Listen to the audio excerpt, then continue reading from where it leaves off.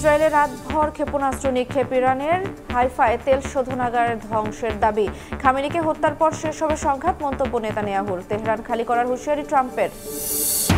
Hormuz প্রণালী বন্ধের হুমকিতে জ্বালানি সরবরাহ নিয়ে শঙ্কা, বন্ধ হতে পারে ওমান, কাতার ও আমিরাত থেকে অপরিশোধিত তেল, এলএনজির আমদানি, সরকারকে বিকল্প খোঁজার পরামর্শ।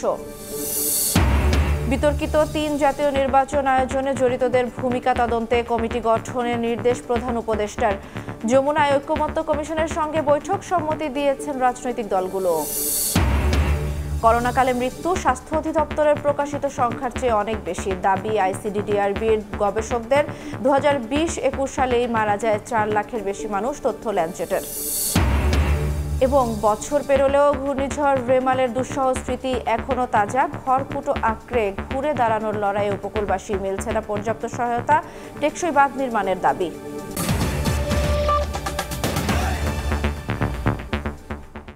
সকালের সময় সঙ্গে আছি আমি জান্নাতুল দোলনা। একদিকে ইরানের মুহুর্মুহু ক্ষেপণাস্ত্র নিক্ষেপ, অপরদিকে ঠেকাতে সক্রিয় ইসরায়েলের আকাশ প্রতিরক্ষা ব্যবস্থা। সোমবার রাতে এমনই ছিল তেল আবিবের আকাশ, যদিও ইরানি গণমাধ্যমে দাবি করা হয়েছে আয়রন ডোম হ্যাকের কারণে বেশ কয়েকটি ক্ষেপণাস্ত্র লক্ষ্যবস্তুতে আঘাত হেনেছে, ধ্বংস হয়েছে হাইফার তেল শোধনাগার। এদিকে বিশ্ব নেতাদের সংঘাত বন্ধের আহ্বানের মধ্যেই নেতানিয়াহু বলেছেন, খামেনিকে হত্যার মধ্য দিয়ে কেবল সংঘাত শেষ হবে, আর তেহরান দ্রুত খালি করার হুঁশিয়ারি দিয়েছেন ডোনাল্ড ট্রাম্প। স্থানীয় সময় সোমবার রাতে তেল আবিব, জেরুজালেম, হাইফা সহ ইসরায়েলের বিভিন্ন এলাকায় বেজে ওঠে সাইরেন। এরপরেই খবর পাওয়া যায় ইরানি ক্ষেপণাস্ত্র হামলায় হাইফার বৃহৎ তেল পরিশোধনাগার স্থাপনাটি ধ্বংস হয়ে গেছে। শোধনাগার পরিচালনাকারী প্রতিষ্ঠান বাজান গ্রুপ জানিয়েছে, হামলায় বেশ কয়েকজন হতাহত হয়েছেন এবং সব অবকাঠামোর কাজ বন্ধ হয়ে গেছে। একই সময় বিয়ার শেভা এলাকার ডিমোনা পারমাণবিক কেন্দ্র লক্ষ্যবস্তু বানায় তেহরান। এর আগে ইরানের রাষ্ট্রীয় সংবাদ মাধ্যম IRIBর সরাসরি সংবাদ প্রচারের সময় হামলা চালায় ইসরায়েল। বিস্ফোরণের শব্দে আতঙ্কিত হয়ে পড়েন সংবাদ উপস্থাপিকা, আগুন ধরে যায় পুরো ভবনে। এরপরই মূলত হামলার হুমকি দিয়ে ইসরায়েলের 2টি টেলিভিশন চ্যানেলের কর্মী ও তেল আবিবের বাসিন্দাদের নিরাপদ আশ্রয়ে যাওয়ার নির্দেশনা দেয় তেহরান। রাতভর ইরানের ড্রোন ও ক্ষেপণাস্ত্রের আঘাত ঠেকাতে ইসরায়েল নিজেদের আকাশ প্রতিরক্ষা ব্যবস্থা চালু রাখে। তবে একটি প্রতিরক্ষা মিসাইল উড্ডয়নের আগেই লুটিয়ে পড়ে তেল আবিবের মাটিতে। এতে বাসিন্দাদের মধ্যে আতঙ্ক আরও ছড়িয়ে পড়ে। ইরানের রাষ্ট্রীয় বার্তা সংস্থা IRNA-তে দাবি করা হয়েছে, ইসরায়েলের আকাশ প্রতিরক্ষা ব্যবস্থা মূলত হ্যাক হয়েছিল। এ কারণেই তা ইরানি ক্ষেপণাস্ত্র ঠেকাতে ব্যর্থ হয়। তাবরিজ শহরে ইসরায়েলের F-35 যুদ্ধবিমান ভূপাতিতের দাবিও করেছে ইরান। এদিকে ইরানের সর্বোচ্চ ধর্মীয় নেতা খামেনি হত্যার স্পষ্ট ইঙ্গিত দিয়েছেন বিনিয়ামিন নেতানিয়াহু। ABC নিউজকে বলেন, খামেনিকে হত্যা করা হলে যুদ্ধ বিস্তৃত হবে না, বরং সংঘাত বন্ধ হবে। মার্কিন সংবাদ মাধ্যমগুলো জানায়, খামেনিকে হত্যার পরিকল্পনায় ভেটো দিয়েছেন মার্কিন প্রেসিডেন্ট ডোনাল্ড ট্রাম্প। যদিও ট্রুথ সোশ্যালে দেয়া পোস্টে হুঁশিয়ারি দিয়ে ট্রাম্প বলেছেন, ইরান শিগগিরই পারমাণবিক চুক্তি না করলে বাসিন্দাদের তেহরান ত্যাগ করা উচিত। এদিকে ইরানের প্রেসিডেন্ট মাসুদ পেজেশকিয়ান বলেছেন, ইসরায়েলের সঙ্গে যুদ্ধ পরিধি বাড়াতে চায় না ইরান, তবে যে কোনো আক্রমণের পাল্টা জবাব দেয়া হবে। আর দেশটির পররাষ্ট্রমন্ত্রী বলেছেন, ইসরায়েলের হামলা কূটনীতির জন্য একটি বড় আঘাত। নাদিম মারজান, সময় সংবাদ। ইরানের হরমুজ প্রণালী বন্ধের হুমকিতে জ্বালানি সরবরাহ নিয়ে শঙ্কা বাড়ছে দেশে। অপরিশোধিত তেল ও এলএনজির অর্ধেকই আসে সংযুক্ত আরব আমিরাত এবং কাতার থেকে। দুই দেশেরই জ্বালানি বাণিজ্যের একমাত্র রুট হরমুজ প্রণালী। গুরুত্বপূর্ণ এই জলপথ বন্ধ হলে জ্বালানি ঘাটতিতে পড়বে বাংলাদেশ। এ অবস্থায় দ্রুত সরকারকে জ্বালানির বিকল্প উৎস খোঁজার তাগিদ সংশ্লিষ্টদের। SM আরেফিনের রিপোর্ট। ইরান ইসরায়েল পাল্টাপাল্টি হামলার প্রেক্ষাপটে যে কোনো মুহূর্তে বন্ধ হতে পারে বিশ্বের অন্যতম ব্যস্ত জলপথ হরমুজ প্রণালী। 34 কিলোমিটারের দীর্ঘ এই জলপথ চিন্তা বাড়াচ্ছে বাংলাদেশেরও। RPGCL এর তথ্য বলছে, 2018 সাল থেকে এ পর্যন্ত 487 কার্গো এলএনজি আমদানি করেছে বাংলাদেশ। এর মধ্যে 267 কার্গো কাতার এবং ওমান থেকে এসেছে 122 কার্গো, অর্থাৎ চাহিদার 80% মেটাচ্ছে এই দুই দেশ। চলতি অর্থ বছরেও 56 কার্গো এলএনজির মধ্যে এপ্রিল পর্যন্ত এসেছে 46 কার্গো। হরমুজ প্রণালী বন্ধ হলে বাংলাদেশকে জ্বালানি সরবরাহ করতে পারবে না কাতার। রেডসি এফেক্ট হলে আমরা কি করি, তখন আমরা হোপ অফ কেপ দিয়ে আমরা হয়তো 11, 12, 13 দিন এডিশনাল ট্রানজিট টাইম দিয়ে তখন আমরা ইউরোপ ইউএসএতে ট্রাভেল করি ট্রানজিট দিয়ে। কিন্তু এইখানে সেই সিচুয়েশনটা নাই এখন। ডেফিনেটলি জাহাজ কোম্পানিগুলো যারা কাজ করে তারা নিশ্চয়ই এগুলো নিয়ে হয়তো চিন্তাভাবনা করবে যে তারা অন্য বিকল্প কী ব্যবস্থা করা যায়, but to best of my knowledge এখন এই মুহূর্তে সেই ব্যবস্থাটা কিন্তু নাই। বিপিসির তথ্য বলছে সংযুক্ত আরব আমিরাত এবং সৌদি আরব থেকে বছরে প্রায় 14 লাখ টন অপরিশোধিত তেল আমদানি হয়। হরমুজ প্রণালী এড়িয়ে লোহিত, এডেন এবং আরব সাগর হয়ে বাংলাদেশকে তেল সরবরাহ করতে পারবে সৌদি আরব। তবে বিকল্প জলপথ না থাকায় সংযুক্ত আরব আমিরাতে আটকে যাবে চাহিদার অর্ধেক জ্বালানি। আমাদের গ্যাসের নিজস্ব এখন উৎপাদন দিয়ে আমাদের দেশ চলে না। এর বাইরেও এই হরমুজ প্রণালী বন্ধ হয়ে গেলে তেলের দাম যেটা বৃদ্ধি পাবে, তাতে আমাদের যে ম্যানমেড ফাইবার, আমাদের এক্সপোর্টে এখন প্রায় 35-40% আমরা ম্যানমেড ফাইবার ইউজ করি, এই কাপড়গুলোর দামও বেড়ে যাবে। পরিস্থিতি পর্যবেক্ষণে রেখে জ্বালানির বিকল্প উৎস খোঁজার তাগিদ দিলেন এই অর্থনীতিবিদ। মার্কিন যুক্তরাষ্ট্র বা কানাডা যদি হয় তাহলে সেক্ষেত্রে তারাও তো আমাদেরকে একেবারে তাৎক্ষণিকভাবে গ্যাস দেওয়ার জন্য প্রস্তুত নয়। দক্ষিণ এশিয়ার যে দেশগুলো যে যারা এই কাতার থেকে এই এলএনজি আমদানি করে, তো তাদের সঙ্গে এটা আলাপ আলোচনা বাড়ানো দরকার। বিকল্প পথ দিয়ে আমরা যাতে দ্রুততার সঙ্গে এবং অনবরতভাবে আসলে গ্যাসটা আমদানি করতে পারি। বিশ্বে প্রতিদিন ব্যবহৃত মোট তেলের প্রায় 20% পরিবহন করা হয় হরমুজ প্রণালী দিয়ে। গুরুত্বপূর্ণ এই জলপথ দিয়ে পরিবাহিত জ্বালানি তেলের প্রায় 70%-এরই ভোক্তা দক্ষিণ এশিয়া। MS আরেফিন, সময় সংবাদ, ঢাকা। অন্য প্রসঙ্গ, বিতর্কিত 3 জাতীয় সংসদ নির্বাচন আয়োজনে জড়িতদের ভূমিকা তদন্তে কমিটি গঠনের নির্দেশ দিয়েছে প্রধান উপদেষ্টা অধ্যাপক মোহাম্মদ ইউনূস। সোমবার ঐকমত্য কমিশনের সঙ্গে সভায় এ নির্দেশ দেন তিনি। 2014, 2018 এবং 2024 সালে 3টি জাতীয় সংসদ নির্বাচন অনুষ্ঠিত হয় আওয়ামী লীগ সরকারের অধীনে। ভোট কারচুপি, আইন শৃঙ্খলা বাহিনী ও প্রশাসনকে ব্যবহার, ফলাফল নিয়ন্ত্রণ সহ নানা অভিযোগ ওঠে সে সময়। এসব নির্বাচন আয়োজনে জড়িত সাবেক প্রধান নির্বাচন কমিশনার, অন্যান্য নির্বাচন কমিশনার এবং নির্বাচন কমিশন সচিবালয়ের সচিবদের ভূমিকা তদন্তে অবিলম্বে একটি কমিটি গঠনের জন্য সংশ্লিষ্ট কর্মকর্তাদের নির্দেশ দিয়েছেন প্রধান উপদেষ্টা ডক্টর মোহাম্মদ ইউনূস। সোমবার রাষ্ট্রীয় অতিথি ভবন যমুনায় জাতীয় ঐকমত্য কমিশনের এক বৈঠকে এ সংক্রান্ত আলোচনা শেষে এ নির্দেশ দেন তিনি। যা নিয়ে পরে গণমাধ্যমে সংবাদ বিজ্ঞপ্তি পাঠায় প্রধান উপদেষ্টার প্রেস উইং। বৈঠকে উপস্থিত ছিলেন জাতীয় ঐকমত্য কমিশনের সহসভাপতি অধ্যাপক আলী রিয়াজ, সদস্য বদিউল আলম মজুমদার, ইফতেখারুজ্জামান, সফররাজ হোসেন ও মোহাম্মদ আয়ুব মিয়া। অন্যান্যদের মধ্যে উপস্থিত ছিলেন প্রধান উপদেষ্টার মুখ্য সচিব সিরাজউদ্দিন মিয়া ও প্রধান উপদেষ্টার বিশেষ সহকারী মনির হায়দার। অতীতের 3টি বিতর্কিত নির্বাচন আয়োজনে সরকারি কর্মকর্তাদের ভূমিকা তদন্ত ও জবাবদিহিতার আওতায় আনা প্রয়োজন বলে সব রাজনৈতিক দল একমত হয়েছে বলেও বৈঠকে জানান নির্বাচন সংস্কার কমিশন প্রধান বদিউল আলম মজুমদার। শফিক মুন্সি, সময় সংবাদ, ঢাকা।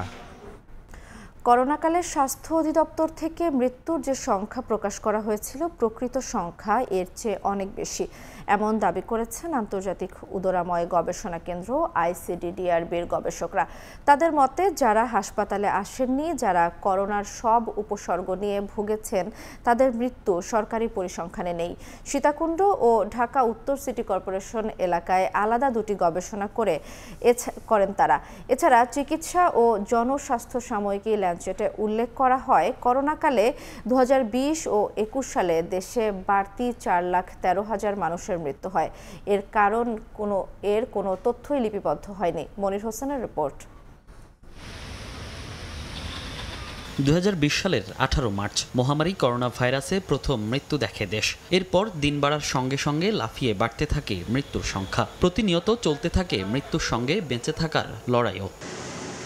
বছর 5 পরে এসে আবারও চোখ রাঙাচ্ছে করোনা। স্বাস্থ্য অধিদপ্তরের তথ্য অনুযায়ী চলতি বছর করোনায় দেশে মৃত্যু হয় 4 জনের। সব মিলিয়ে 15 জুন পর্যন্ত করোনায় আক্রান্ত হয়ে মারা গেছেন 29,503 জন। এর আগে করোনায় মৃত্যু শূন্য ছিল 2024 সাল। 2023 সালে মারা যান 37 জন এবং 2022 সালে মারা যান 1,368 জন। করোনায় মোট মৃত্যু হওয়া বাকি 28,094 জনের মৃত্যু হয় 2020-21 সালে। করোনাকালীন স্বাস্থ্য অধিদপ্তরের এমন পরিসংখ্যান বাস্তবে ছিল ভিন্ন। সে সময়ে মৃত্যুর যে সংখ্যা বলা হয়েছে তার চেয়ে অনেক বেশি মৃত্যু হয়েছে বলে দাবি আন্তর্জাতিক উদরময় গবেষণা কেন্দ্র বাংলাদেশ ICDDRB এর গবেষকদের। করোনার সময় মৃত্যুর সংখ্যা নিয়ে চট্টগ্রামের সীতাকুণ্ড ও ঢাকা উত্তর সিটি কর্পোরেশন এলাকায় আলাদা দুটি গবেষণা হয়। তাদের মতে সরকারি হিসাবে আছে শুধু হাসপাতালে মৃত্যুর তথ্য। যারা হাসপাতালে আসেননি, যারা করোনার উপসর্গ নিয়ে ভুগেছেন, তাদের মৃত্যুর তথ্য সরকারি পরিসংখ্যানে নেই। এছাড়া 2022 সালের 10 মার্চ বাড়তি মৃত্যুর অনুমিত সংখ্যা প্রকাশ করে চিকিৎসা ও জনস্বাস্থ্য সাময়িকী ল্যান্সেটে উল্লেখ করা হয়, করোনাকালে 2020 ও 21 সালে বাংলাদেশে বাড়তি 4,13,000 মানুষের মৃত্যু হয়েছে। কোভিডের সময় বিশেষ করে 2020 সালে অনেক অতিরিক্ত মৃত্যু হয়েছে, যেটা প্রত্যক্ষভাবে কোভিডের জন্য, আবার একই সাথে পরোক্ষভাবে কোভিডকালীন কিছু মৃত্যু হন যে করোনায় ভুগছেন কিন্তু কোনো কারণে করোনার ডায়াগনোসিস হয় নাই, এই কারণে সেই মৃত্যুটা হয়তো সরকারি নথি এবং তথ্যে আসে নাই।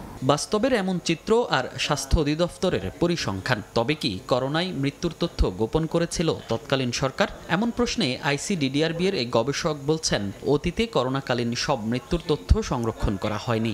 বর্তমানেও শুধু করোনায় আক্রান্ত মৃত্যুর সংখ্যা বিবেচনা না করে অন্যান্য মৃত্যুর তথ্য পর্যালোচনার পরামর্শ তার।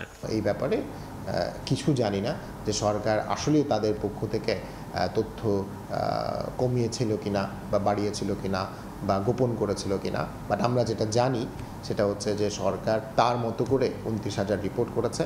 আমরা এটাও জানি যে সেই সময় আরও অনেক মানুষের কোভিড হয়েছে, যেটা নিয়ে সেই সময় সরকার যতটুকু গুরুত্ব দেওয়া উচিত ছিল ততটুকু গুরুত্ব দেয় নাই। করোনাকালে মৃত্যু নিয়ে সীতাকুণ্ডে করা গবেষণাটি 2024 সালে জার্নাল অব গ্লোবাল হেলথে প্রকাশিত হয়, আর ঢাকা উত্তর সিটি কর্পোরেশনের মৃত্যু নিয়ে গবেষণাটি প্রকাশ হয় চলতি বছর। মনির হোসাইন, সময় সংবাদ, ঢাকা।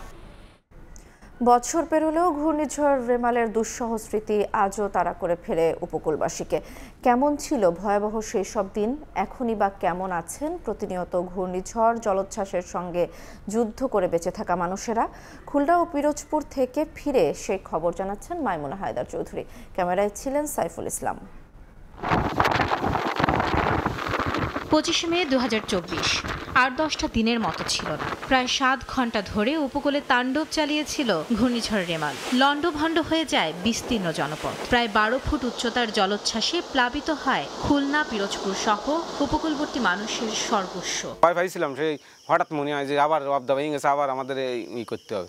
শব্দ কি জলের স্রোত, আর ওই দেখে আমার মেয়ে দুটো তো বলতেছে যে বাবা মা আমাদের কি হবে এখন। সেদিন তিলে তিলে গড়ে তোলা সংসার চোখের সামনে ভেসে যেতে দেখে দিশেহারা হয়ে পড়েছিলেন মণ্ডল দম্পতি। ঝড়ের হাত থেকে সন্তান নাকি সংসার, কাকে বাঁচাবেন? এমন পরিস্থিতিতে বুকের ধনকেই বাঁচান তারা, হারান বাকি সব। এই যে কি দৃশ্য, স্রোতে এই যে যাবো এই পাশে, তাও যাওয়ার মতো আমাদের কোনো পরিস্থিতি ছিল না, ভেসে যেতে হচ্ছিল যখন আমরা যাচ্ছিলাম। এখন মেয়ে দুটো নিয়ে কোনো কায়দায় জীবনটা বাঁচানোর জন্য আমরা রাস্তায় উঠলাম। আমাদের এখানে কোনো সাইক্লোন সেন্টারও নেই যে আমরা সেই জায়গায় দ্রুত যে আমরা সাইক্লোন সেন্টারে উঠবো, তেমনও কোনো পরিস্থিতি আমাদের নেই। ৪৮ বছরের সংসার সব একটু একটু করে আমি জোগাড় করছি, তা সব ভাসিয়ে যেতে আছে। আমাদের তো সব কিছু বাসায় নিয়ে যাচ্ছে, আমরা পরবর্তীতে বেঁচে থাকলে আমরা আবার এইটা আমাকে নতুন করে সব কিছু গড়ে তুলতে হবে। কিভাবে তুলবো? আমরা তো অসহায় মানুষ। উপকূলের এই মানুষের জীবনের সাথে মিশে আছে ভাঙা গড়ার এই খেলা। ঘূর্ণিঝড় রেমালের প্রায় বছর পেরিয়ে গেল, এখানকার মানুষেরা আজও কাটিয়ে উঠতে পারেনি ঝড়ের সেই দুঃসহ স্মৃতি। ছোট একটা বাচ্চা নিয়ে তখন তো সবাই আতঙ্ক, কি করবো, এত জল, গলা পর্যন্ত জল। গাছ পড়ছে ঘরের উপরে, গাছ পড়ার পর কি করব, কোনো জায়গা তো ঠাই নেই। প্রকৃতির কাছে হার মানলেও জীবনের কাছে হার মানেনি উপকূলের মানুষ। খড়কুটো কুড়িয়ে আবারও ঘুরে দাঁড়ানোর লড়াই, শঙ্কা মাথায় নিয়ে আবারও সাজিয়ে তুলছেন জীবন। খুলনা ও পিরোজপুরে ঘূর্ণিঝড় রেমালে আক্রান্তদের পাশে স্বেচ্ছাসেবী কিছু সংগঠন দাঁড়ালেও তা কোনোভাবেই পর্যাপ্ত নয়। ভাঙনে সব ভেঙে গেছিল, যার ফলে আমার এই মেশিনের সমস্যা যায়। ভাঙনের পরে আবার এই কাজটা আমরা শুরু করছি। রিহ্যাবিলিটেশনের অংশ হিসেবে আমরা এই ঘরবাড়ি নির্মাণের সহযোগিতা করি, আমরা হাইজিন স্যানিটেশন ব্যবস্থা করি। এখনো জোয়ারের পানিতে প্রতিনিয়তই দুর্ভোগে উপকূলবর্তী এই অঞ্চল। সমস্যার সমাধানে টেকসই বাঁধ চান স্থানীয়রা। মাইমুনা হায়দার চৌধুরী, সময় সংবাদ। গত ১.৫ দশকে বাংলাদেশে গুমের ঘটনায় চলমান তদন্তে জাতিসংঘকে পাশে থাকার আহ্বান জানিয়েছেন প্রধান উপদেষ্টা। প্রধান উপদেষ্টা জানিয়েছেন, গুম কমিশনের মেয়াদ ডিসেম্বর পর্যন্ত বাড়ানো হয়েছে। বাংলাদেশের সফররত জাতিসংঘের গুম বিষয়ক ওয়ার্কিং গ্রুপের ভাইস চেয়ারপারসন গ্রাজিনা বারানোস্কা সহ 2 জন সোমবার রাষ্ট্রীয় অতিথি ভবন যমুনায় প্রধান উপদেষ্টার সঙ্গে সাক্ষাৎ করলে প্রধান উপদেষ্টা এই আহ্বান জানান। তিনি বলেন, গুমের ঘটনার রহস্য উন্মোচনে চলমান তদন্তে জাতিসংঘের সহায়তাকে স্বাগত জানাবে বাংলাদেশ। জাতিসংঘের কর্মকর্তা গুম সংক্রান্ত তদন্ত কমিশনের কাজের প্রশংসা করেছেন। এ সময় বারানোস্কা প্রধান উপদেষ্টাকে জানান, তারা ঢাকার বাইরেও গুমের কারণে ক্ষতিগ্রস্ত পরিবার, নাগরিক সমাজ ও রাজনৈতিক নেতাদের সঙ্গে আলোচনা করবেন। বাংলাদেশ ভ্রমণে নেই ইলেকট্রনিক বা ই-ভিসা ব্যবস্থা। এতে বিমানবন্দরে ইমিগ্রেশন জটিলতার শঙ্কায় অনেক বিদেশি পর্যটক আগ্রহী হন না বাংলাদেশ ভ্রমণে। বিদেশি পর্যটক বাড়াতে দ্রুতই সরকারকে ই-ভিসা চালুর সিদ্ধান্ত নিতে হবে, এমনটাই মনে করেন অংশীজনরা। প্রাথমিকভাবে কয়েকটি দেশকে অনুমোদনের পরামর্শ দিয়েছেন তারা। পর্যটন বোর্ড ও সিভিল এভিয়েশন জানিয়েছে, 3য় টার্মিনাল কেন্দ্র করে এ ব্যবস্থা নিয়ে আলোচনা চলছে। কাজল আব্দুল্লাহর রিপোর্ট।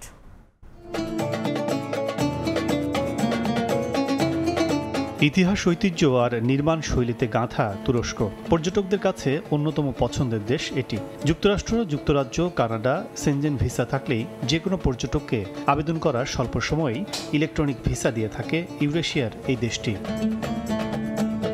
বিপরীতে শস্য শ্যামলা চিরসবুজের দেশ বাংলাদেশ। রয়েছে দীর্ঘ সমুদ্র সৈকত, বৈচিত্র্যময় নান্দনিক সংস্কৃতি, যা বিশ্বের প্রকৃতিপ্রেমী পর্যটকদের কাছে আকর্ষণের জায়গা হলেও বাংলাদেশে প্রবেশে প্রধান বাধা ই-ভিসা সিস্টেম না থাকা। বর্তমানে বিদেশি পর্যটকদের জন্য চালু রয়েছে অন অ্যারাইভাল ভিসা, যা একজন পর্যটকের প্রবেশ নিশ্চয়তা দেয় না। তাই জটিলতা এড়াতে ইচ্ছে থাকলেও অনেক বিদেশি পর্যটক বাংলাদেশ বিমুখ বলে জানান ট্যুর অপারেটর ও এয়ারলাইন্সগুলো। ভিসাটা নিতে এম্বাসিতে যাওয়া, একটা দীর্ঘসূত্রিতা, ভিসা ফি জমা দেওয়ার একটা হ্যাসেল, সব কিছু মিলে কিন্তু অনেকে ইন্টারেস্টটাও ফিল করে না। থার্ড টার্মিনাল অ্যাক্টিভ হওয়ার আগে যদি এটা ফাইনালাইজ করা হয়, আমি বলবো যে এটা বাংলাদেশে বিদেশি টুরিস্টদের আগমনের হারটা বেড়ে যাবে। বিশেষজ্ঞরা বলছেন, পর্যটক বাড়াতে হলে ভ্রমণ হতে হবে ভোগান্তিবিহীন। প্রাথমিকভাবে সুযোগ দেওয়া যেতে পারে কয়েকটি দেশকে। সত্যিকার অর্থে যদি বাংলাদেশকে ট্যুরিস্টের হাব বানানো চিন্তা ভাবনা থাকে বা বাংলাদেশে যদি বিদেশি পর্যটক আরও বাড়ানোর পরিকল্পনা থাকে, ই ভিসার কোনোই বিকল্প নাই। ডিসিশন নিতে গেলে আমার যেটা দরকার ডাটা, যে দেশ থেকে আমার ট্যুরিস্ট বেশি আসছে তাদেরকে আমি দেখা যাচ্ছে ই ভিসা ইজিলি অ্যালাউ করতে পারি, তাতে করে তারা দেখা যাচ্ছে আরও বেশি মোটিভেটেড হবে ওখান থেকে। অবস্থার উত্তরণে ই ভিসার বিষয়ে প্রস্তাবনা দেয়া ও সমন্বিত আলোচনার কথা জানিয়েছে পর্যটন বোর্ড ও সিভিল এভিয়েশন কর্তৃপক্ষ।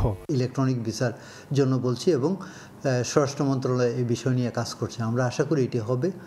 এটি আরও 2টি ভিসার কথা আমরা বলছি, একটা হচ্ছে গেটওয়ে ভিসা আর একটা হচ্ছে থার্ড কান্ট্রি ভিসা। আমরা চেষ্টা করছি যাতে এই জিনিসটাতে আমরা অ্যাড্রেস করতে পারি, তাহলে কিন্তু আমাদের জন্য ভালো হবে। তথ্য বলছে, দেশে প্রতি বছর বিভিন্ন উন্নয়ন প্রকল্পে নিয়োজিত গবেষণা, স্টাডি, কূটনৈতিক সহ বিদেশি নাগরিক ভ্রমণ করেন প্রায় 6 লাখ। বিমানবন্দরে নেমে তাদের অন অ্যারাইভাল ভিসার আওতায় ইমিগ্রেশনে নানা তথ্য প্রদান ও অনুমতির জন্য অপেক্ষা করতে হয় কয়েক ঘন্টা, যা নেতিবাচক ইমেজ তৈরি করছে বাংলাদেশের পর্যটনে। কাজল আব্দুল্লাহ, সময় সংবাদ, ঢাকা। লোকসানের অজুহাতে দীর্ঘদিন ধরে বন্ধ রংপুর বিভাগের সবগুলো সরকারি টেক্সটাইল মিল। এতে কর্মহীন হয়ে পড়েছেন হাজার হাজার শ্রমিক। রক্ষণাবেক্ষণের অভাবে নষ্ট ও চুরি হচ্ছে মিলের মূল্যবান যন্ত্রাংশ। অর্থনীতিবিদরা মনে করেন, লোকসানের কারণ অনুসন্ধান করে এসব মিল চালুর উদ্যোগ নেওয়া জরুরি। নাজমুল ইসলামের নিশাতের রিপোর্টে বিস্তারিত।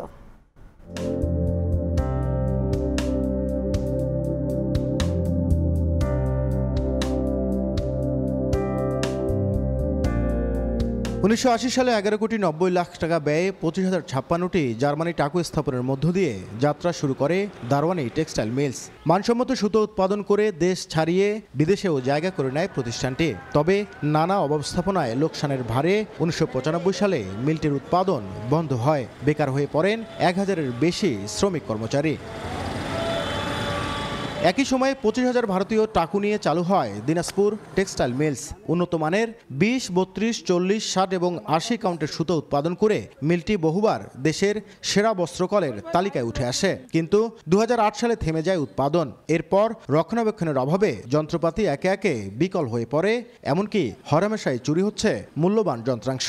মিলটার অবস্থা বর্তমানে তো অকাজো। এই মিলে যারা ঊর্ধ্বতন কর্মকর্তা রয়েছে তাদের সকলের ইশারায় এই মিলের বিভিন্ন রকমের যন্ত্রপাতিগুলো গোপনে বিক্রি করা হয়। যদি চালু হয় আসলে আমাদেরকে ঢাকা বা বাইরে গিয়ে কর্ম করতে হবে না। একই অবস্থা কুড়িগ্রাম টেক্সটাইল মিলের। শুরুর দিকে লাভজনক হলেও অনিয়ম আর পুঁজি সংকটে 2011 সালে বন্ধ হয় উৎপাদন। পরবর্তীতে মিলটি লিজ দেয়া হয় বেসরকারি খাতে। তবে অর্থনীতিবিদদের মতে এসব ভারী শিল্প প্রতিষ্ঠানের মূল সমস্যাগুলো চিহ্নিত না করে শুধুমাত্র লোকসানের দোহাই দিয়ে বন্ধ করে দেয়া অর্থনীতির জন্য আত্মঘাতী। মালিক পক্ষ, শ্রমিক পক্ষ, ভোক্তা যারা রয়েছেন তাদের সঙ্গে কথা বলা যেতে পারে। পাবলিক প্রাইভেট পার্টনারশিপ যেগুলোতে আমাদের বিভিন্ন শিল্প কারখানা পুনরুজ্জীবিত করার যে প্রকল্প রয়েছে সেটিকে সচল করা। সংশ্লিষ্টরা মনে করেন সুপরিকল্পিত উদ্যোগ নেওয়া গেলে প্রাণ ফেরানো সম্ভব মৃতপ্রায় শিল্প প্রতিষ্ঠানগুলো, যা ইতিবাচক ভূমিকা রাখবে দেশের সার্বিক অর্থনীতিতে। নাজমুল ইসলাম নিশাত, সময় সংবাদ, রংপুর। দিনাজপুরের সমতল ভূমিতে অন্য খাদ্যশস্যের পাশাপাশি এখন উৎপাদিত হচ্ছে অর্থকরী ফসল চা। এলাকায় চা বাগান হওয়ায় শ্রমিকদের কর্মসংস্থান সৃষ্টি হয়েছে। অনেকে ঘুরতেও আসেন চা বাগানে। কৃষকদের চা চাষে উদ্বুদ্ধ করতে বিভিন্ন পরামর্শ দিচ্ছে কৃষি বিভাগ। চা বাগান মানেই পঞ্চগড়, সিলেট, হবিগঞ্জ, মৌলভীবাজারের নাম আসে। তবে এবার সমতল ভূমি দিনাজপুরে চাষ হয়েছে এই অর্থকারী ফসলের। পাখির চোখে দেখে মনে হচ্ছে এ যেন সবুজ গালিচা। 2017 সালে দিনাজপুরে প্রথম চা আবাদ শুরু করেন বীরগঞ্জের ঝাড়বাড়ি গ্রামের কৃষক আক্তার আলী। বন্ধুর পরামর্শে পঞ্চগড় থেকে প্রতি চারা 4 টাকা দরে মোট 3000 চা গাছের চারা এনে 2 বিঘা জমিতে রোপণ করেন। 6 মাস পর প্রথমবারের মতো পাতা সংগ্রহ হয় 50 কেজি। তার 1 বছরের মধ্যেই 1.5 একর জমিতে চা পাতা সংগ্রহ করেন 1000 কেজি। আক্তারের সাফল্য দেখে অন্য কৃষকরাও উদ্বুদ্ধ হচ্ছেন চা চাষে। এলাকায় চা বাগান হওয়ায় শ্রমিকদের কর্মসংস্থানের সৃষ্টি হয়েছে। একবার লাগাইলে 60 থেকে 70 বছর ওই জমিতে আর অন্য কোনো কিছু করতে হবে না, হাল চাষ করতে হবে না, লাগাইতে হবে না। পরিচর্যা করলে মোটামুটি পাতা আসতেই থাকবে। আমরা আগে সিলেট এবং পঞ্চগড়ে আমরা আগে চা বাগানে যাইতাম, দেখতাম অনেক দূরে যাইতে হতো। এখন আমরা এলাকার পাশে আমাদের এলাকার মধ্যে চা বাগান হচ্ছে। চা বাগান হওয়ার কারণে অনেক মানুষ এখানে কর্মস্থানের ব্যবস্থা হয়েছে। বীরগঞ্জে 13 হেক্টর জমিতে 11 জন কৃষক চা বাগান করেছেন। কৃষকদের চা চাষে উদ্বুদ্ধ করতে বিভিন্ন পরামর্শ দিচ্ছে কৃষি বিভাগ। কখন সার প্রয়োগ করতে হবে, সেচ দিতে হবে, রোগ বা পোকা লাগলে কী রকম বালাইনাশক প্রয়োগ করতে হবে আমরা সেটি তাদেরকে জানিয়ে দিচ্ছি। জেলা কৃষি সম্প্রসারণ অধিদপ্তরের তথ্য মতে জেলার 26 হেক্টর জমিতে 15টি চা বাগান গড়ে উঠেছে। সময় সংবাদ, দিনাজপুর। সকালের সময় আরও থাকছে। প্রথম টেস্টে আজ শ্রীলঙ্কার মুখোমুখি হবে বাংলাদেশ। চ্যাম্পিয়নশিপের নতুন চক্র জয় দিয়ে শুরুর আশা। ম্যাথিউসের শেষ ম্যাচ স্মরণীয় করতে চায় স্বাগতিকরা। পানি বৃদ্ধির সঙ্গে সঙ্গে ভাঙন শুরু হয়েছে ব্রহ্মপুত্র নদে। আতঙ্কে গাইবান্ধার ফুলছড়ি উপজেলার কয়েকশো পরিবার। হুমকির মুখে বাড়িঘর, প্রাথমিক বিদ্যালয়, মসজিদ সহ বিভিন্ন স্থাপনা। ভাঙন কবলিত এলাকা পরিদর্শন করে দ্রুত ব্যবস্থা নেওয়ার আশ্বাস পানি উন্নয়ন বোর্ডের। বিপ্লব ইসলামের প্রতিবেদন। পানি বাড়তে শুরু করায় ব্রহ্মপুত্র নদে শুরু হয়েছে ভাঙন। আতঙ্কে গাইবান্ধার ফুলছড়ির কয়েকটি গ্রামের কয়েকশো পরিবার। স্থানীয়রা জানান গত 2 সপ্তাহ ধরে উত্তর উড়িয়া থেকে কটিয়ার ভিটা পর্যন্ত প্রায় 3 কিলোমিটার এলাকায় নদে তীব্র ভাঙন শুরু হয়েছে। ঝুঁকিতে কটিয়ার ভিটা সরকারি প্রাথমিক বিদ্যালয়, চরকালাসোনা সরকারি প্রাথমিক বিদ্যালয় সহ বেশ কয়েকটি স্কুল, কয়েকশো বসতবাড়ি, একটি বাজার, কবরস্থান, মসজিদ সহ বিভিন্ন স্থাপনা ও আবাদি জমি। বাড়ি ঘর দুয়ার এগুলো তো ভাঙতেছে, কিন্তু এখানে ব্যবসা প্রতিষ্ঠানও আছে, কিন্তু আমাদের এখানে তো দ্রুত কাজের প্রয়োজন। সরকারি যেটা স্কুল, সরকারও কোনো ভাঙন রোধে জরুরি ভিত্তিতে জিও ব্যাগ ফেলার ব্যবস্থার পাশাপাশি স্থায়ী প্রতিরোধ প্রকল্প নেওয়া হবে বলে জানালেন পানি উন্নয়ন বোর্ডের কর্মকর্তা। কটিয়ার ভিটাতে যে এটি সরকারি প্রাথমিক বিদ্যালয় সহ ওখানে যে বসত বাড়ি আছে সেগুলো যেন নদীগর্ভে বিলীন হয়ে না যায় সে বিষয়ে হচ্ছে যে আমার তত্ত্বাবধায়ক প্রকৌশলী মহোদয় নির্দেশনা প্রদান করে গেছেন। আমরা আমাদের দপ্তরে মজুদকৃত জিওব্যাগ দিয়ে সেখানে ভাঙন প্রশমনের জন্য প্রয়োজনীয় উদ্যোগ গ্রহণ করতেছি। প্রতি বছর বর্ষা এলেই নদী ভাঙনে ভিটামাটি হারানোর আতঙ্কে পড়েন ব্রহ্মপুত্র পাড়ের ফুলছড়ি সহ ৩ উপজেলার কয়েক হাজার মানুষ। বর্ষার শুরুতেই ফুলছড়ি উপজেলার উড়িয়া ইউনিয়নের প্রায় ৩ কিলোমিটার এলাকার ৫ শতাধিক পরিবার পড়েছে নদী ভাঙনের হুমকির মুখে। প্রায় ২ সপ্তাহ থেকে ভাঙছে বসতবাড়ি, আবাদি জমি। এতে হুমকির মুখে পড়েছে এখানকার সরকারি বিভিন্ন প্রতিষ্ঠান সহ বসতবাড়ি। দ্রুত এই এলাকাটিতে জরুরি কাজ করার দাবি এলাকাবাসীর। বিপ্লব ইসলাম, সময় সংবাদ, গাইবান্ধা। বছরের পর বছর পার হলেও ঠাকুরগাঁওয়ের হাট বাজারের অবকাঠামো উন্নয়নে নেই তেমন কোনো পদক্ষেপ। বৃষ্টির সময়ে বেচাকেনার চরম ভোগান্তি পোহাতে হচ্ছে ক্রেতা বিক্রেতাদের। অথচ প্রতি বছর হাটে ইজারা দিয়ে লাখ লাখ টাকা রাজস্ব আয় করছেন সরকার। বিস্তারিত জিয়াউর রহমান বকুলের রিপোর্টে। সকাল হলেই ঠাকুরগাঁও জেলার প্রতিটি খুচরা ও পাইকারি হাট বাজারে জমে উঠে বেচাকেনা। বাজারে নিত্য প্রয়োজনীয় জিনিসপত্র ক্রয় বিক্রয়ের পাশাপাশি সাপ্তাহিক হাটে বেচাকেনা হয় পশু। তবে বছরের পর বছর হাট বদলে ইজারাদাররা বাজার পরিচালনা করলেও সুযোগ সুবিধার অভাবে চরম ভোগান্তির শিকার হচ্ছেন ক্রেতা ও বিক্রেতারা। জেলা সদরের কালীবাড়ি, সালান্দর খোঁচাবাড়ি, মাদারগঞ্জ সহ বেশ কয়েকটি হাটবাজারে দীর্ঘদিন ধরে ভাঙ্গাচোরা অবকাঠামোতেই অনেকটা বাধ্য হয়ে কেনাবেচা করছেন ব্যবসায়ীরা। অন্যদিকে ড্রেনেজ, টয়লেট, পানি নিষ্কাশনের অব্যবস্থাপনার কারণে চরম দুর্ভোগে ক্রেতা বিক্রেতারা। অথচ প্রতি বছর এসব হাটবাজার ইজারা প্রদানের মাধ্যমে লাখ লাখ টাকা রাজস্ব আয় করছে সরকার। তবে উন্নয়নে নেই কোনো পদক্ষেপ। এ অবস্থায় হাটবাজারের অবকাঠামোগত উন্নয়নের দাবি ব্যবসায়ী ও ক্রেতাদের। বাজারের সংস্কার নাই, ঠিক মতন কাজকর্ম নাই। এই যে ড্রেন দুর্গন্ধ, আমরা হাট বাজার করতে আসতে পারি না। বর্ষাকালে বাজারে খুব কাদা, দোকান দিতে পারতেছে না। ড্রেনেজ তো অবস্থা খুব খারাপ, এই বাজার ড্রেনেজে নাই। টয়লেটের একটা প্রয়োজন, টয়লেটের কোনো ব্যবস্থা নাই। বারবার বলার পরেও সংস্কারের উদ্যোগ নিচ্ছে না কর্তৃপক্ষ, অভিযোগ ইজারাদারদের। বৃষ্টির জন্য আপনার ঠিকমতো একটা দোকানদার মনে হয় থাকতে পারতেছে না। পাশে যে মাংস বাটি, এটা তো অবস্থা খুব খারাপ।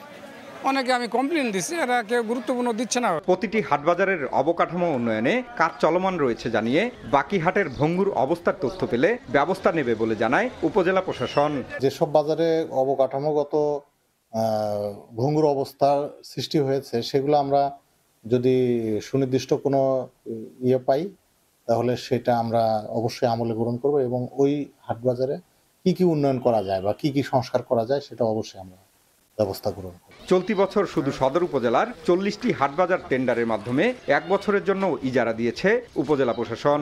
এর বিপরীতে আয় ধরা হয়েছে প্রায় 3.5 কোটি টাকা। জিয়াউর রহমান বকুল, সময় সংবাদ, ঠাকুরগাঁও।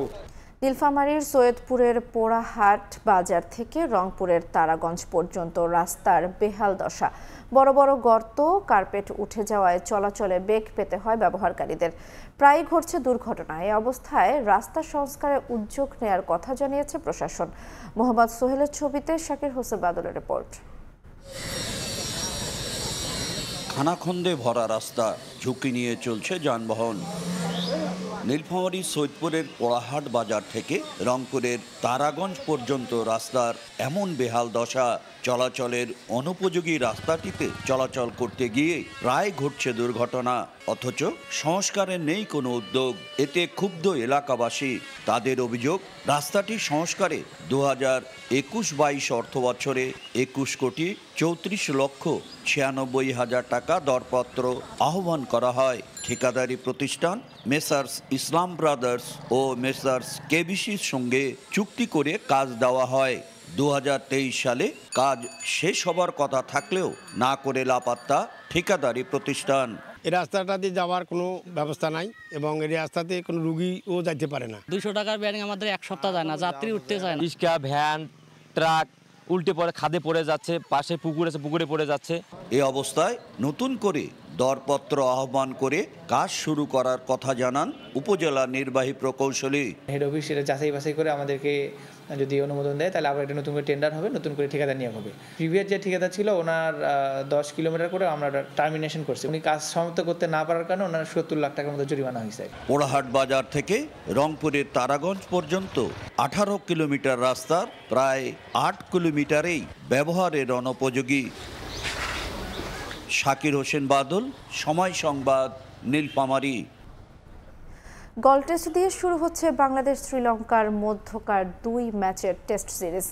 নতুন সাইকেলে ইতিবাচক ক্রিকেট খেলার লক্ষ্য টাইগারদের, তবে মিরাজের অসুস্থতা চিন্তায় ফেলছে টিম ম্যানেজমেন্টকে। ম্যাথিউসকে জয় দিয়ে বিদায় জানাতে চান লঙ্কান অধিনায়ক ধনঞ্জয়া ডি সিলভা। গলে ম্যাচ শুরু হবে সকাল 10:30টায়। শ্রীলঙ্কা থেকে তারেক হাসান শিমুলের ম্যাচ প্রিভিউ। 8 বছর পর গলে টেস্ট খেলতে নামছে বাংলাদেশ। কন্ডিশন, উইকেট, সাম্প্রতিক ব্যর্থতা কিংবা মিরাজের অসুস্থতা, নানা সমস্যা থাকলেও অধিনায়ক নাজমুল হোসেন শান্তর কণ্ঠে ইতিবাচক বার্তা। নতুন টেস্ট সাইকেল শুরু হচ্ছে বাংলাদেশ শ্রীলঙ্কা লড়াই দিয়ে। লঙ্কানদের বিপক্ষে সাদা পোশাকে খুব বেশি সুখের স্মৃতি নেই। 26 টেস্টে মাত্র একটা জয় টাইগারদের, 5 ড্রয়ের বিপরীতে হার 20টি। গলের উইকেটটাও স্পিন স্বর্গ, তাই ব্যাটারদের বাড়তি দায়িত্ব নিতে বললেন টাইগার অধিনায়ক। মিরাজকে নিয়ে জানালেন চিন্তার কারণ। ভালো ক্রিকেট খেলাটা খুব ইম্পর্টেন্ট, স্পেশালি আমরা যারা ব্যাটিংয়ের দায়িত্বে আছি। কি কম্বিনেশনে যাব আমরা তার উপরে ডিপেন্ড করে আসলে 11 জন সাজানো হবে, কারণ এখনও স্টিল মিরাজ একটু শরীরটা খারাপ আছে, সো ডেভেলপ করছে, সো ওর ওপরে অনেক কিছু ডিপেন্ড করতেছে, ওর অ্যাভেলেবিলিটি। সো ওই জায়গাটা যদি ঠিকঠাক থাকে তাহলে আমরা একটা ভালো কম্বিনেশন নিয়ে যেতে পারবো। অ্যাঞ্জেলো ম্যাথিউসের বিদায়ী টেস্ট বলেই ম্যাচটি বিশেষ লঙ্কানদের কাছে। এই উইকেটে লাল বলে তারাও মাঠে নামবে লম্বা সময় পর। সতীর্থকে জয় দিয়ে বিদায় জানাতে প্রস্তুত লঙ্কান অধিনায়ক।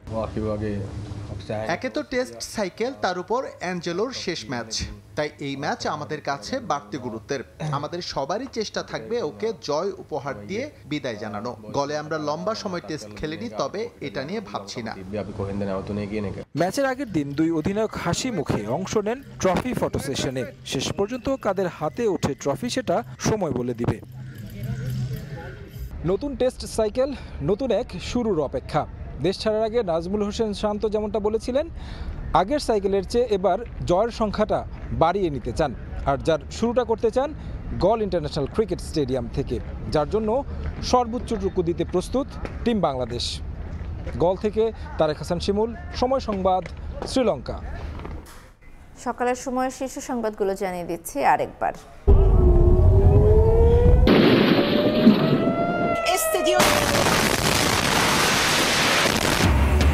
ইসরায়েলের রাতভর ক্ষেপণাস্ত্র নিক্ষেপ ইরানের। হাইফায় তেল শোধনাগার ধ্বংসের দাবি। খামেনিকে হত্যার পর শেষ হবে সংঘাত, মন্তব্য নেতানিয়াহুর। তেহরান খালি করার হুঁশিয়ারি ট্রাম্পের। হরমুজ প্রণালী বন্ধের হুমকিতে জ্বালানি সরবরাহ নিয়ে শঙ্কা। বন্ধ হতে পারে ওমান, কাতার ও আমিরাত থেকে অপরিশোধিত তেল, এলএনজির আমদানি। সরকারকে বিকল্প খোঁজার পরামর্শ। এবং বিতর্কিত 3 জাতীয় নির্বাচন আয়োজনে জড়িতদের ভূমিকা তদন্তে কমিটি গঠনের নির্দেশ প্রধান উপদেষ্টার। যমুনায় ঐকমত্য কমিশনের সঙ্গে বৈঠক, সম্মতি দিয়েছে রাজনৈতিক দলগুলো। এ ছিল সকালের সময়, সঙ্গে থাকুন সময়ের।